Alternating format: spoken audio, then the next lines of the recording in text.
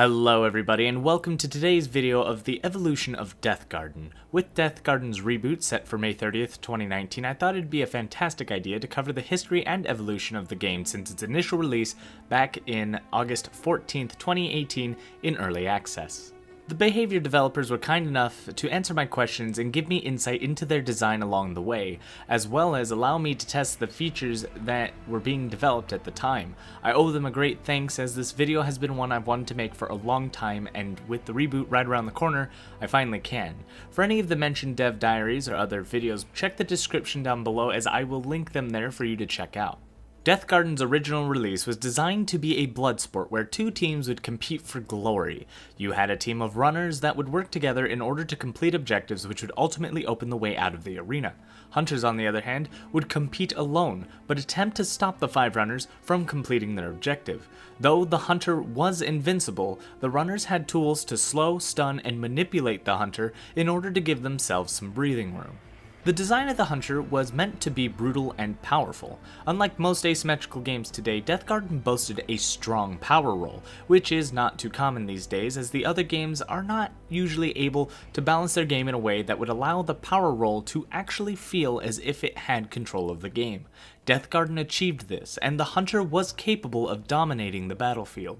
Runners, on the other hand, were numerous, and jumping into the arena was a daunting task. Though the premise of the game is simple, finish the objective and get out, the runners actually had a bit more complex and difficult task in front of them.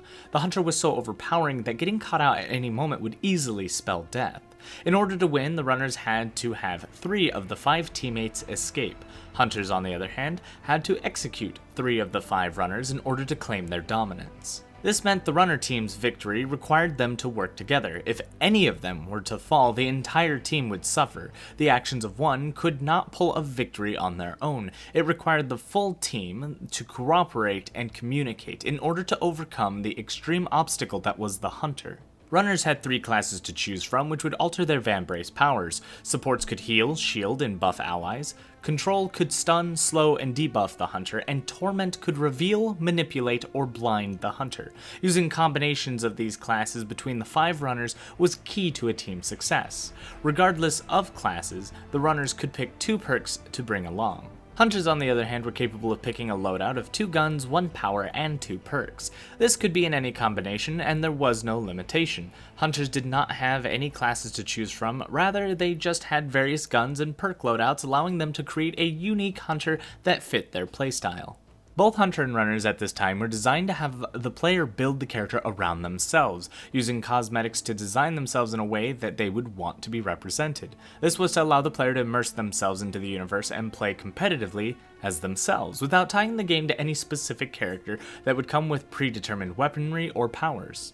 Deathgarden also strived to achieve the most balanced competitive gameplay it could by eliminating any grind to be viable within the game. They opted to not include a progression system in terms of unlocking powers and weapons, but to allow all players to start with everything in hand to have an equal chance right off the bat. The progression they did include happened to revolve around unlocking cosmetics for playing the game. The more you leveled up, the more cosmetics you could unlock in order to customize your character further. This was all done in order to keep the game as fair and open as possible at the start for players to be able to join in the game at any time. There would be no unfair advantage as long as everybody had an equal opportunity. Deathgarden would release on August 14th, 2018, and reveal to the world the style of gameplay it had. It would go to reach a peak of 3,200 players on its release month, but never push further, and only decline afterwards. With a majority of reception of the game being positive in terms of balance and fun, the game was still losing players. Deathgarden, though capable of having the potential of being a great game, found itself with a few issues that would ultimately push new players away. Developers received feedback at all angles, giving us the following reasons why players were leaving the game. First, the difficulty curve of the game, with no tutorial, was extremely rough. New runners would find themselves getting smashed in literal seconds of entering the game, and they had no idea what to do or how to comprehend what happened. New hunters were also finding themselves being overwhelmed by various effects, making it difficult for them to enjoy the game and get a grasp of the hunter's mechanics. Matchmaking pinned anybody against anyone. Extremely skilled players could play against someone brand new.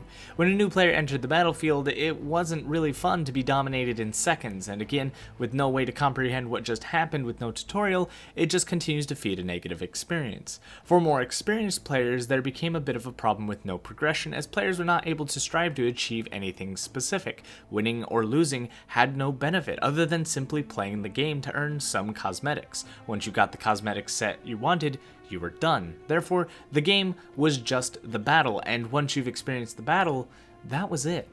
The Blood Post is a good example of a complex mechanic for the game. You'd have to understand how to power it and how to use it to execute runners. Runners also had to understand how it was powered and when to make a rescue and how to do that, what classes to use and what powers to get. It required precise teamwork, and not knowing what to do left the majority of the people lost and confused.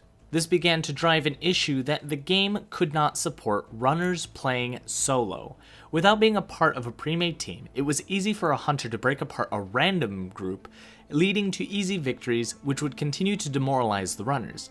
In the end, a game with great potential had more work to do before it was ready for full release, and even though it was in early access, it would suffer a nasty hit at this time. Behavior buckled up and pushed forward, listening closely to their community. Those who enjoyed the game would remain in the Discord server and provide necessary feedback to the developers in regards to what was causing player issues. Several patches would be released as the developers would attempt to fix the glaring issues that were pushing players out and try to be more welcoming to the new players coming in. It was clear that Deathgarden was not going to be able to be fixed through patch notes. As they added the new Arizona map and Terminator T800 licensed DLC, the game for solo players was extremely rough, and as numbers declined, Deathgarden made a decision, and the team would announce that they were going to rework the game. October 23rd, 2018, they would announce the next steps for their reworked fantasy for the game in a dev diary, linked in the description down below.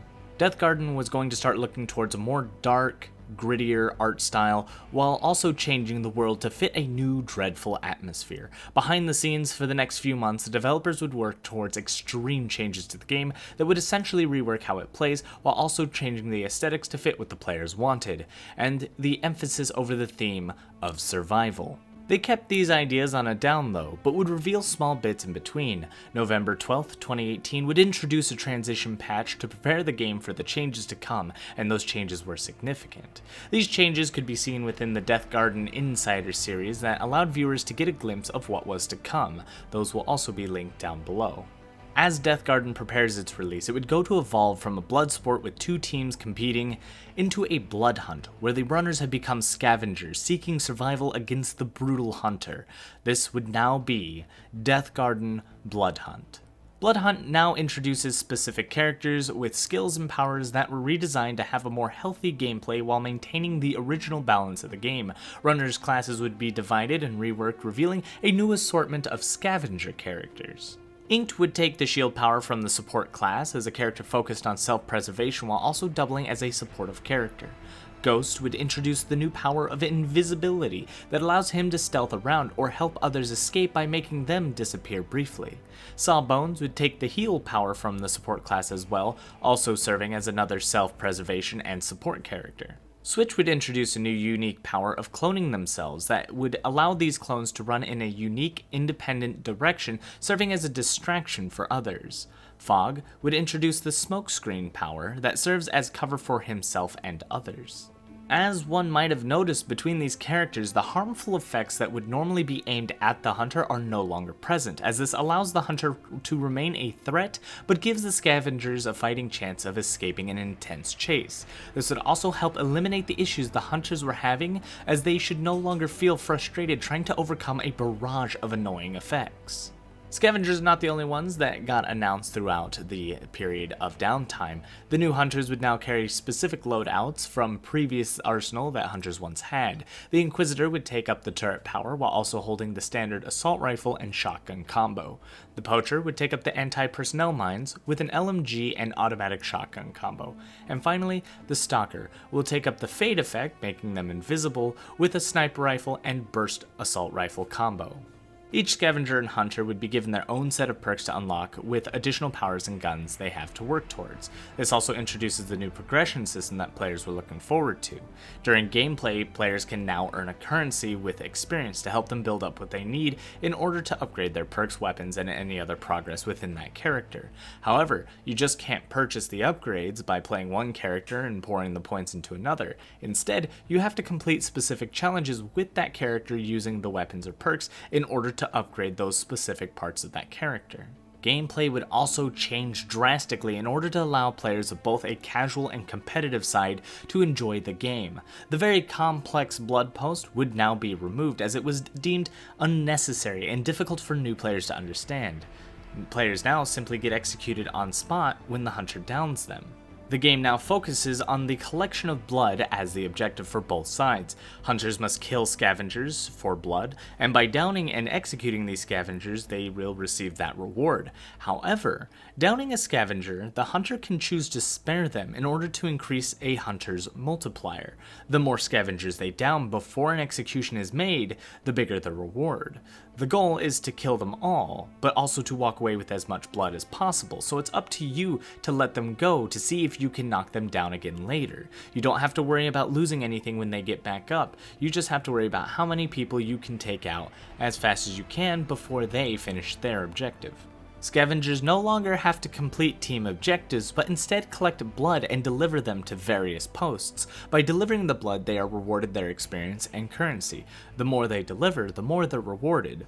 Once enough blood is stolen from the hunter and delivered, the gates will then appear, allowing scavengers to leave for a bonus. The more work an individual does, the more they're given. The changes to the game are more focused on the hunt now. Scavengers must stealth around and focus on taking blood as quickly as possible, but without getting noticed. The hunter, on the other hand, must strategically defend the blood as they have new tools to watch the map with. Drones have been introduced that can be powered by the hunter, and they must collect cells around the map to power the drones individually. Each drone will scan the area of the map that they're in and reveal any scavengers that walk under them. Powering specific drones to cover certain areas of the map is key to a hunter's success since it takes time to get them up.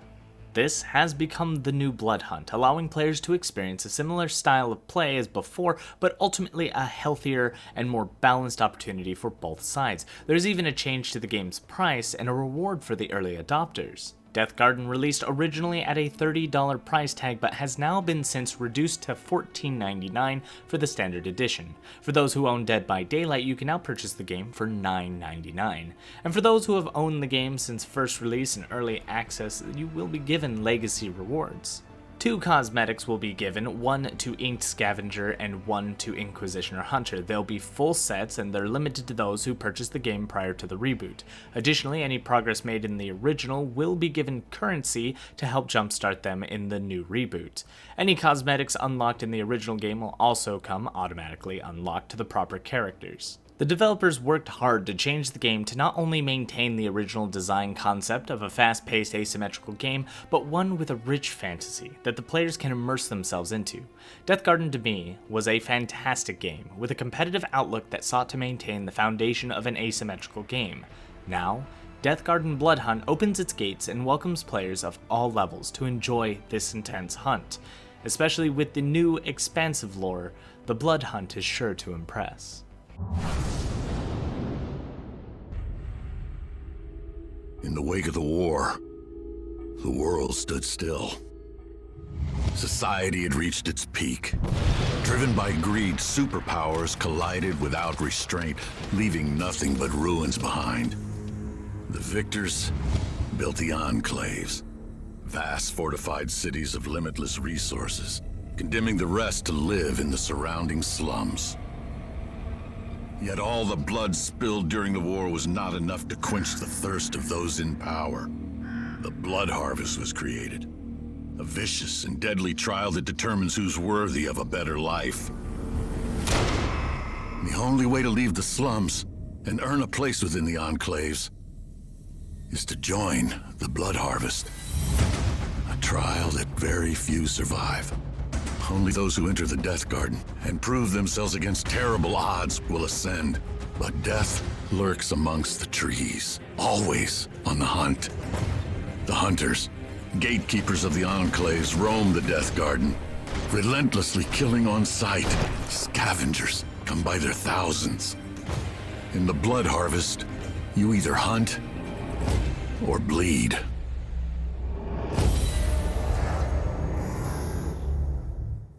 Thank you everybody for watching. I hope you all enjoyed the journey into the blood hunt, and I hope to see you all in the garden.